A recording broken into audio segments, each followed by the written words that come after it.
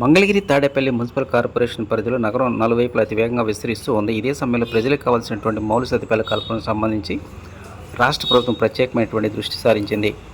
దానిలో భాగంగానే మంగళగిరి నిడమరు మధ్య రైల్వే గేట్ సమీపంలో దాదాపు 5.90 ఎకరాల విస్తరణలో 20 కోట్ల రూపాయల వ్యయంతో ఆధునిక హంగులతో కూడుకున్నటువంటి రాష్ట్రంలోని మొట్టమొదటి హైటెక్ హంగులతో కూడుకున్నటువంటి రైతు బజారు నిర్మాణానికి సంబంధించి రేపు ఉదయం రాష్ట్ర ఐటీ విద్యాశాఖ మంత్రి నారా లోకేష్ గారి చేతుల మీదుగా శంకుస్థాపన కార్యక్రమానికి కార్పొరేషన్ అధికారులు భారీ ఏర్పాట్లు చేస్తూ ఉన్నారు.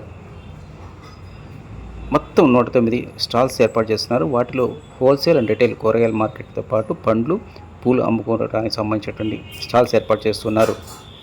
కోల్డ్ స్టోరేజీ, అదేవిధంగా విశాలమైన పార్కింగు, సుదూర ప్రాంతాల నుంచి వచ్చేటువంటి రైతులు కావచ్చు, వినియోగదారులు కావచ్చు, అందరికీ ఎలాంటి ఇబ్బంది లేకుండా క్యాంటీన్ సదుపాయాన్ని ఏర్పాటు చేస్తూ ఉన్నారు. రేపు ఉదయం మంత్రి నారా లోకేష్ చేతుల మీదుగా శంకుస్థాపన జరిగేటువంటి ఈ మెగా రైతు బజార్ అనేటువంటిది మంగళగిరి నగర ప్రాంతానికే కాదు, ఇతర ప్రాంతాలకు కూడా ఒక మోడల్ రైతు బజారుగా మారనున్నది.